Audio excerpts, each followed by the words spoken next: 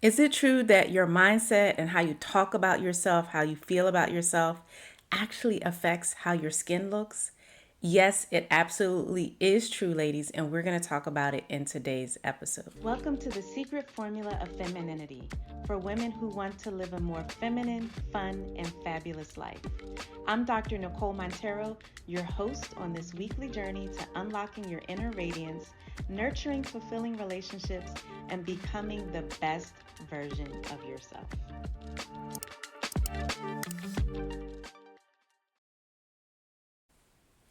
Welcome back to today's episode. I'm your host and your guide on your feminine essence journey. It's Dr. Nicole, and today we're talking all about cultivating inner beauty, actual practices for your mind, your body, and your spirit so that you glow outwardly. So I know you've probably seen a lot of content on femininity that talks all about how you look on the outside. And we live in a society that is really about those impressions of your outer beauty. But as you can imagine, what really matters, what actually affects your outer beauty, is what's going on inside with you. And if you neglect to focus on nurturing inner beauty and cultivating inner beauty, then all the other primping and pampering that you do really isn't going to matter, because true beauty radiates outwardly. And it really is true, right? I've been reading some material. I read a book on Japanese skincare and slow living and, being patient with the things that you're doing to look good on the outside. And all of it goes back to how you see yourself on the inside, how you feel about yourself, how you talk about yourself, and the things that you do to show that you honor yourself. So I really want us to talk about that connection between femininity and inner beauty. Okay? Please do not get it twisted. If you are not good on the inside, it doesn't matter what you do on the outside. It's not going to be authentic. It's not going to be substantial or deep. It's just going to be something that could easily fade away. So the inner beauty is what matters most. So I want to tell you a story. I mentioned that I read all kinds of books, but I had a book. Actually, it's right here on my bookshelf. It's called Pure Skin and Discover the Japanese Ritual of Glowing. So glowing, it has a connotation of something that's both inside and outside. And I love the book because it talked about how in Western culture, we want quick fixes. It's like the microwave culture. You want better skin? All right, put this on, and in 10 minutes, your skin is going to be transformed, or overnight, it's going to be completely different. And those are always superficial fixes. And so, as I was reading this book on skincare, it just talked about basically a holistic approach, how you view yourself, how you think about yourself, and therefore, how the things that you do to support your well being, what you put into your body, how you sleep, the rituals that you do to cleanse your skin and moisturize your skin, and how it's a process and a journey, not an overnight quick fix. And that was really key for me. I don't know if I've ever told you all, but I did suffer from acne, not so much in my teen years. For me, it was in my early to mid 20s. I'm getting older and I'm having these breakouts, these boils. They're leaving scars. As much as they tell me, they would tell you don't pick at it, it's hard to see a huge white head or black head and not want to pop it.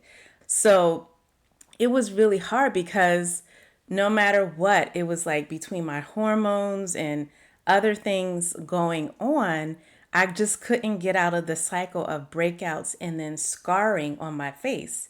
So even after some of the acne started to go down, there was still the hyper, pigmentation or the spots from the scars. And I used to hear about, okay, put this mask on or do this thing. I even early on went to see certain dermatologists, and they weren't really much help because it was all about just writing you a prescription and not really understanding my skin.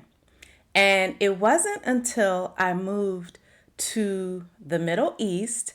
I was in Bahrain, which is a small country next to Saudi Arabia. And they had some amazing healthcare there. I was working at an international school and I went to see a dermatologist. And she was actually South Asian, of South Asian descent. And she was talking about, you hear myths about things, skincare procedures that aren't for darker skin, like laser skin hair removal and things like that. But she talked about the things that are helpful for our, brown and darker skin tones. And she talked so much about diet, sleep, and stress. So before we even got to all of the different procedures, she did some sort of laser treatment that helped to calm the acne for me. That was amazing. But before she even did all of that and talked about all of that, it was all about lifestyle and also being patient with myself. She said, none of these things are going to be overnight fixes. You have got to stay the course as far as pouring into yourself, sleeping well, minimizing stress, looking at what you eat.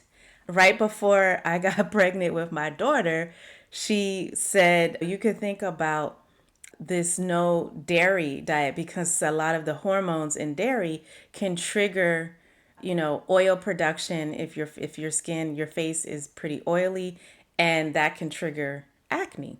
But I never got to do that because I got pregnant. And at first, early in my pregnancy, my face was all over the place. Like pimples were popping up. I got a pimple that was so big in the middle of my forehead. And if you're listening to this, I'm pointing right smack dab in between my eyebrows, in the middle of my forehead. It was this huge boil, and it just kept, it's like it was growing by the minute. So I went to my dermatologist and she injected it. And that was the first time I had had anything like that. She said, we have to bring the inflammation down. She injected it with something, maybe steroids or something, and it decreased. And so those early months of my pregnancy, I went through a lot of course, hormonal changes. And I kept seeing my dermatologist, and she was like, this is a time that you have to be patient and you have to really cultivate these practices that overall are going to be good for your skin. So even as you go through the different stages of your pregnancy, after you have the baby, as you go through the different stages in your life as a woman, these are practices that you want to stay with you. You want to have a consistent skincare routine. You don't want to just randomly add a bunch of products just because you've heard about it. You want to consistently hydrate. Your skin is the biggest organ in your body and it needs that hydration. You want to nourish yourself with good foods that we know are not just good for your body, but also for your inner body and your outer body.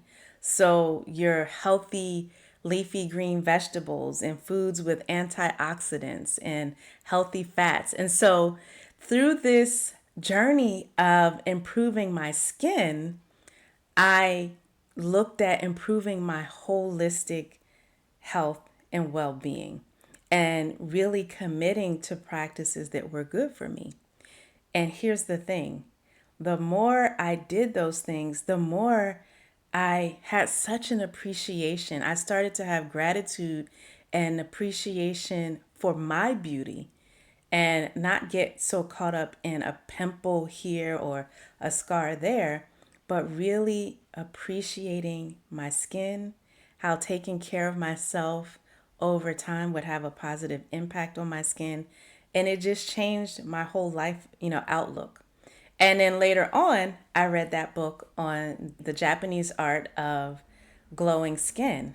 And it was a similar idea that this is a commitment to a lifestyle of essentially self care, where you honor yourself, where you cultivate practices that are going to be good for you inside, and that's what's going to radiate outside.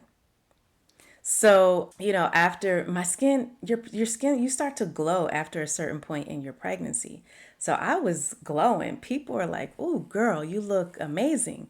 But of course, there's still hormonal ups and downs. And after I had my first daughter, you go through so many changes as a woman.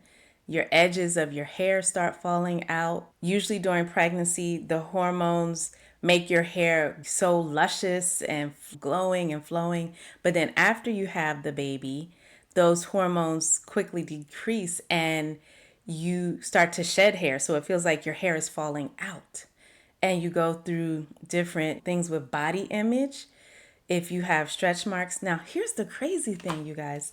I never had stretch marks. I still to this day have no stretch marks from either of my pregnancies.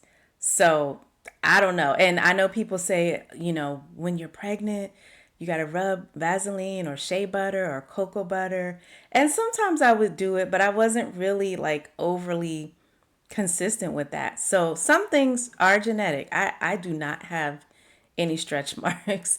But even if I did, right, that's part of the beauty, your beauty marks from what you've been through if you've had a child and your body has gone through these changes.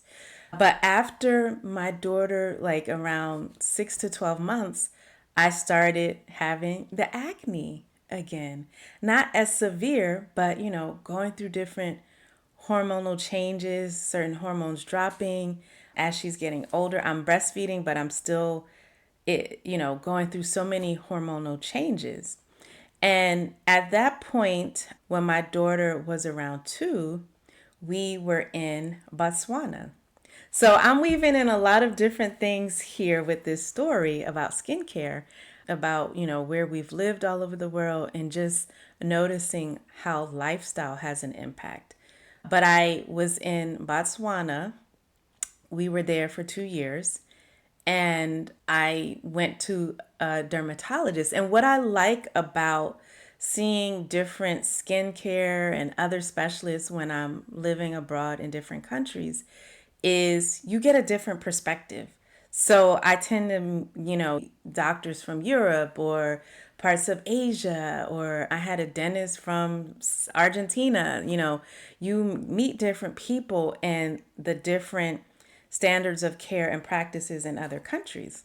Now, I know medical tourism is a big thing. A lot of people like to go and get things like dental work and other elective procedures, plastic surgeries, and things like that in other countries. Well, I kind of got to experience that by living in other countries. So even when I was in the Middle East and I traveled to Thailand, I got my teeth whitened and it was like really, really cheap there. But when I was in Botswana, I had a dermatologist there who was originally from Europe. And he said, "You're doing great with all the things you're doing to take care of your skin.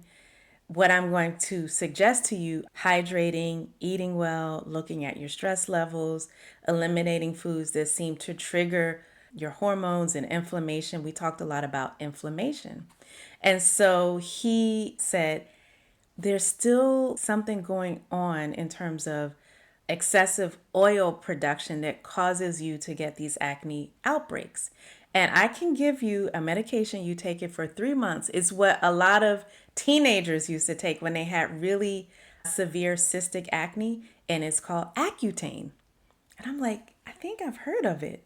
He's like, it's not a quick fix, it's just a tool. You need to still do all the lifestyle things that you're doing. But if you try this out, with most people, there's basically an elimination of their acne over the course of 5 to 10 years and usually longer. And I was like, sign me up. It's a pretty severe medication. You cannot get pregnant. It can be associated with birth defects.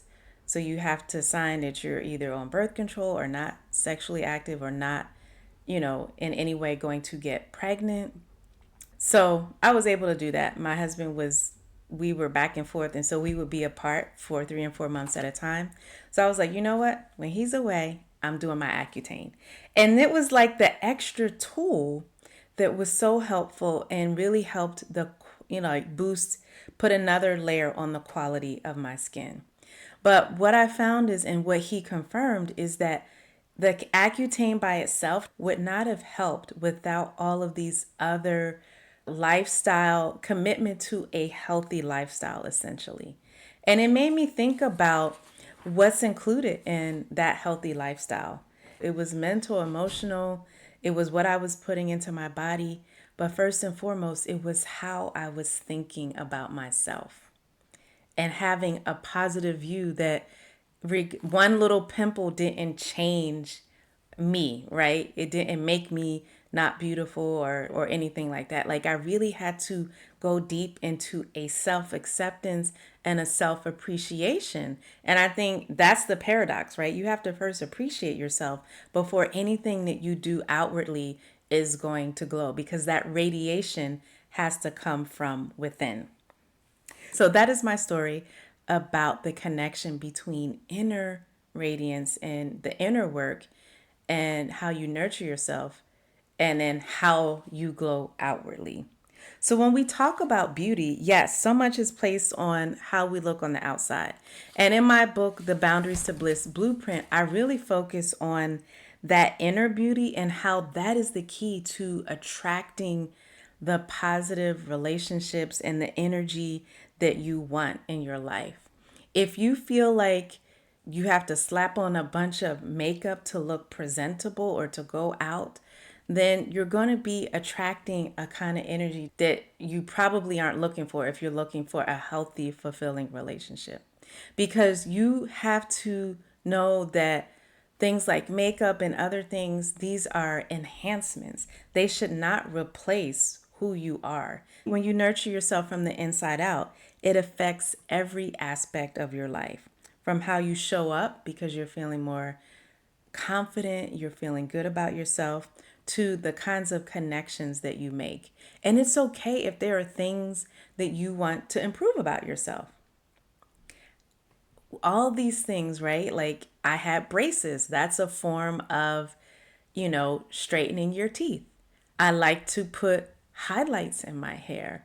I like to go and get body scrubs and exfoliations so that I feel like my skin is soft and it radiates, right? These things should be seen as enhancements, not as like they define the totality of who you are.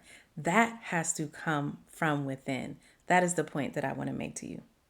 And then when we think about femininity, it's the inner beauty that defines femininity. It's not just how you look or how you dress, but it's the energy. It's your inner being. It's a way of showing up, how you communicate that you have self love, that you're confident, that you have a level of self esteem. Those are the things that communicate femininity, not just what you put on or how you dress. Think about some of the women that you might admire most.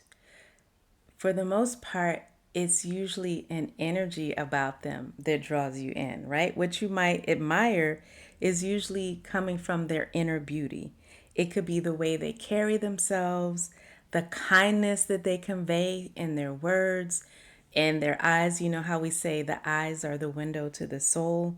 It a lot of times is simply their peaceful presence. Have you ever been around somebody that you just feel more at ease around them? And people say that about me. They say, like, when I'm with you, I just feel at ease. And I feel so happy when they say that, because it is certainly an energy that I want to convey. It's an energy that I work on, that first and foremost I want to experience for myself, but also one that I want to convey outwardly. So the power of inner beauty is something that any woman can cultivate, no matter where you are. Maybe we're all at different places, but you can continually cultivate that sense of inner beauty that radiates outwardly. So let's talk about some ways to do that. One is cultivating a beautiful mindset. There was a movie a while ago called, it was years ago actually, called A Beautiful Mind. And I just love that title. But a mindset, a beautiful mindset. And this is one that's really rooted in gratitude, positivity, and self love. I was actually just talking to my kids about projection. Projection is a defense mechanism that often people use where they cannot accept things that they feel about themselves. We call it, they disown those feelings that they have about themselves, and they project them onto other people, those things to another person. So they'll talk about how another person doesn't look good, they're ugly, they're this, they're that. And I always found those kinds of statements to be so distasteful because if you really feel beautiful inside, there's no need to then sit and pick apart somebody else's looks. When you do that, you're projecting your own negative feelings about yourself onto another person. So, really, the mindset of positivity and self love and gratitude. When you cultivate these qualities, it changes how you view not only yourself, but the world. So when I walk into a room and I see another person, I try to hone in on the things that I find beautiful and attractive about that person, as opposed to honing in on the so called flaws and picking them apart. Because when you do that with other people, you're more likely to do that with yourself. Have you ever been around someone, like a woman in particular, who's always just criticizing herself? Oh, I have this wrinkle, and oh God, look at this on my hair, or oh, I'm so overweight, or I'm so underweight. They just are constantly negative about themselves. I have been around people like that, and it makes me very uncomfortable because it's like an energy of focusing on the negative. And then I start thinking, well, gosh, are they sitting here picking me apart? So you want to cultivate that positivity, that self love, things like affirmations, looking in the mirror and saying, you are enough, you are worthy. Looking and taking a physical feature about yourself that you say, I love my skin, I love my hair, I love my lips, I love this, I love that. Like, repeat that over and over. And that actually is a way of talking to your subconscious mind and having it really believe it, right? You might feel like it starts off as just an affirmation, but then it becomes a belief that you have about yourself. Speaking kindness and positivity into your life. I was reading a study that showed that as you get older, what you believe about aging has a significant impact on your heart health. This was a study that was done by cardiologists, and they were associating heart health with people's beliefs about the aging process. The more people had a negative view, like, oh God, now I'm 40, I'm old, they just feel negatively about it, which, because in society there's so much ageism, it's easy to latch on to those negative views.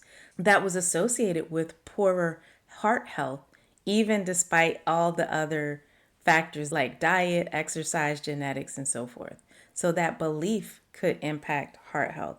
So you want to speak positivity into your experience, not negativity. Cultivate positive beliefs about whatever stage of life you're in. Look at getting older as gaining wisdom and life experience that makes you appreciate what's really important. Or look at your youth as an opportunity to explore and expand your worldview, right? Always see where you are as having positive aspects to it. And I always like to tell the clients that I work with to actually write out affirmations and put them in places that they're going to see them, whether it's the home screen on their phone, whether it's on a little note card, index card that they can put on their mirror, whether it's a nice framed handwritten note that they have somewhere in their bedroom. But everywhere you turn, you want to see reminders of the positive words and views that you have of yourself, because it's easy to veer towards the negative. In some ways, our brains are primed for that. We're wired sometimes to notice the negative. It's part of what has kept us safe, like as we have evolved as humans, because we need to be aware of danger and not repeating things that put us in danger. So that's what makes us really tune in sometimes to negative. But when it comes to our mindset, that is not adaptive. It's not healthy or helpful at all. So you have to put effort into having those positive thoughts, those positive views that then, like I said earlier, become your belief system. So you also then, step number two or tip number two is nourishing your body, like literally looking at the things you physically put into your body. I was listening to a doctor talk about a study about the impact of all of these processed foods. When I was meeting with that dermatologist that I saw in Bahrain, we were talking about the different foods that could cause spikes in certain hormones. When I was listening to this recent study, he was talking about these ultra processed foods, foods with more than 5 or 6 ingredients, most of them that you can't pronounce because they're chemicals and they're in a package. Like there's nothing, they're not fresh. They've been fried or have all kinds of trans fats and high fructose corn syrup. You've heard of these things that really affect your hormones, your metabolism, and how your body functions. So, not only is it about your skin, right? I got it interested in all of that doing skincare, but it's also just your overall body. And so we want to think about putting simple things, simplifying your routine.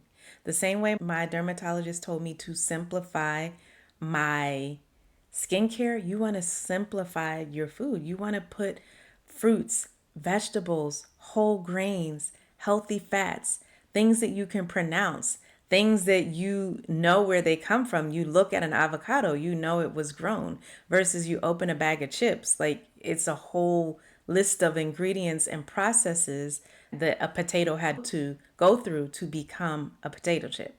So you want to be on the balance, and I'm all about balance. So you of course want to be balanced. You don't want to just say I'm never going to eat any snacks. Like no, we're not here to encourage you to be extreme. It's up to you to choose the path that's going to be best for you. But what I am saying is that the more you can veer on the side of healthy whole foods that you can pronounce, you know where they came from, and you can simplify your diet, you're really nourishing yourself like that. And then there's some supplemental things that are really healthy. One is this is I love the mushrooms that not shrooms that you take to get high, but I'm talking about you've heard of mushroom coffee. There's this coffee alternative that I absolutely love. It's called Beyond Brew. And it's something you can either drink as an alternative to coffee, or you can mix it in with your coffee or your tea. It has ginger, which is really healthy for digestion. It has cocoa, which is really healthy, organic cocoa. It has a mixture of mushrooms, which are really, really healthy for your gut health and also mental clarity. So these are all natural ingredients, but they're broken down they're powdered, and you can mix them with your coffee. Let me tell you all, I am a fan of Beyond Brew. I've been using it for about 3 months now, and it has really been part of my morning routine. I love to drink coffee. I put a little less of the coffee now because I'm mixing it with Beyond Brew. I sip it slowly. It tastes delicious. It's sweetened a little bit with a natural sweetener, so then I don't really have to put sweetener in my coffee. And I'm getting all of these health benefits. It decreases bloating, it improves your digestion, it improves your mental clarity. So I look at that as me pouring into myself, my body, cultivating a healthy state of being.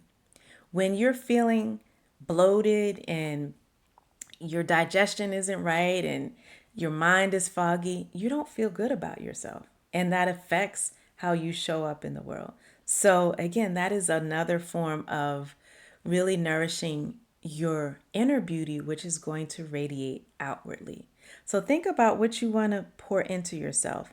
And there's a lot of research that shows that when we care for our bodies, it boosts your emotional well being. It's about feeling good from the inside out.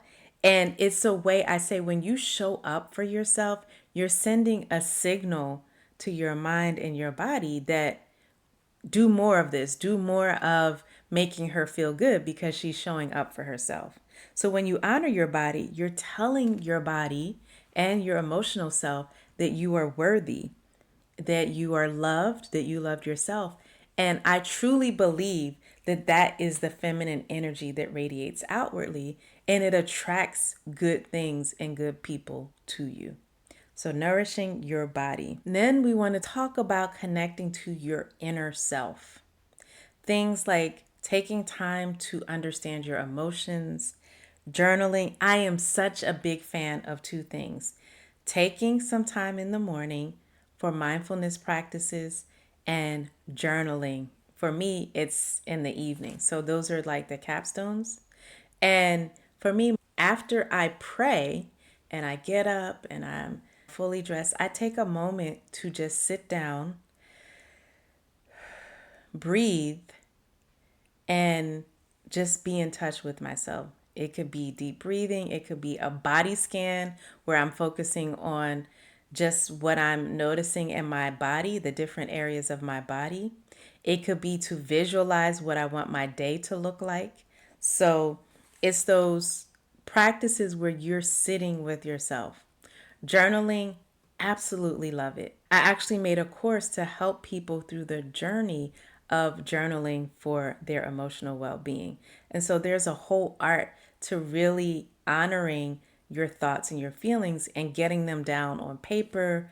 The number one thing that attracts healthy relationships or helps to enhance your relationship, if you're married or you're already in a relationship, is really being in touch with yourself and cultivating inner peace. You know how they say, ladies, girl, you have to be his peace, but you can't be his peace if you're not your own peace. And so cultivating that connection with yourself is something that enhances your femininity. It allows you to be authentic and have a sense of purpose, but it also allows you to have boundaries, because when you value yourself, you're not in a place to accept crap. You're not going to want to be in toxic relationships or be with the toxic back and forth, because when you honor yourself and you're in touch with yourself, you're not going to be attracted to things that make you feel bad. So these are practices that over time, just like the skincare, over time is going to make you glow. When you're in touch with yourself over time, you will only attract healthy partners. Ladies, if you're single and you're looking to be in a relationship, you need to journal every day. Be clear in visualizing the healthy relationship that you want, being real with mistakes that you've made and mistakes that you don't want to repeat, like taking that accountability, and being patient. Those things are really, really important. Okay, so I have two questions that I got from viewers and listeners. One is, how can I start cultivating inner beauty if I've been feeling disconnected from myself? That is a really common experience that I hear from women. And what I say to every woman in this place is, you have to start small and you have to be consistent. Respect small, as a mentor that I have worked with said. Respect the little steps. A lot of times we want these big transformations, not understanding that it is the daily, the consistent small things that accumulate, just like that skincare book said. So you want to pick something. I suggest every woman pick a simple affirmation that they repeat daily, and then you can grow into different types of affirmations. Start to journal just 5 minutes a day. Journal what you're feeling and what you're grateful for. Always make sure you include that gratitude, because sometimes when we focus too much on what we're feeling, and if we're feeling in a negative place, that just creates a negative feedback loop. So it's okay to be honest with how you're feeling, but you also want to lean into what you're grateful for. What is that future vision that you have for yourself? So start small, practice affirmations daily, something very simple. You are enough. You are worthy. You are beautiful. You radiate peace and well being. You are feminine, right? Any of those affirmations. And your gratitude, your journaling, where you focus on what you're grateful for. And I know a lot of times people say, well, pick 3 things, pick 5 things. I say pick one thing for that day. Gradually over time, you want to include more self care into your ritual, things that you eat, exercise, your beauty routine, but you want to start small and be consistent. Be patient with yourself. Don't expect that just because you fell off for one day, it's over. Just get right back up and get back at it again. Question number 2 is, how does cultivating inner beauty, affect my relationships? I have seen women who've been married for years. They've started to work with me and they think it's all about him and what he's not doing and what the husband, the partner, why aren't they doing this? Why don't they appreciate me? And I always ask, well, why aren't you appreciating yourself? Why aren't you modeling for them how you want to be treated? When you start to let yourself go and you put all of the responsibility for how you feel about yourself onto another person, then that's just a path to going downhill and neglecting yourself. So when you start to bring your best self to relationships, a few things happen. You get more respect and you elicit in that other person, you trigger in that other person the desire to treat you well, right? That's how we are. Like, good attracts better, beauty attracts more beauty. So when you show up as your best self and you pour into yourself, that signals to your partner to do the same. They want to match it. Talk about matching energy. That's how that actually works. So it naturally attracts positive energy and deeper connections. And again, this goes for my married ladies and my single ladies. If you're single and you want to be in a relationship, pour into yourself, but not in a superficial way. Not in a way that's all about just slapping on makeup to look good on the outside, but really pouring into a routine that says you love yourself, you care for yourself, and you value yourself. Okay, I love those questions.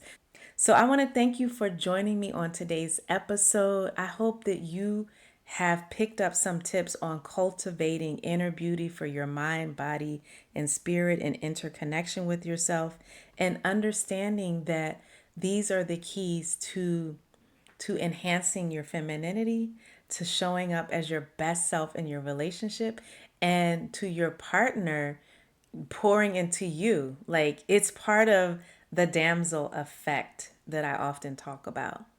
The damsel effect has a couple of parts to it, but one is when you treat yourself like the queen that you are, the valuable, high value woman that you are, then the person that you're in a relationship with is going to do the same thing. I have seen women transform their relationships by doing this. I've worked with tons of women. And so if you want to learn more about my inner circle community, my group coaching community, the Boundaries to Bliss Society, don't forget to see the show notes. Also, I have a retreat coming up, the Boundaries to Bliss live experience, where we are going to dip deeper into these inner practices that cultivate inner practices that cultivate inner and outer beauty. And that is the Boundaries to Bliss live retreat. The link to get your tickets is in the notes. You don't want to miss this. It's in Philadelphia, beautiful location that I have set up. Is going to be amazing. So if you've enjoyed this episode, don't forget to subscribe, share.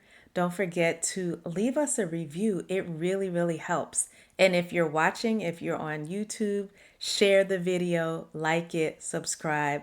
This is just really, really important for being able to bring you powerful and impactful and quality content. Until next time, stay radiant, stay connected, and remember that true beauty comes from within, and you deserve to cultivate that for yourself. I'm Dr. Nicole. See you next time.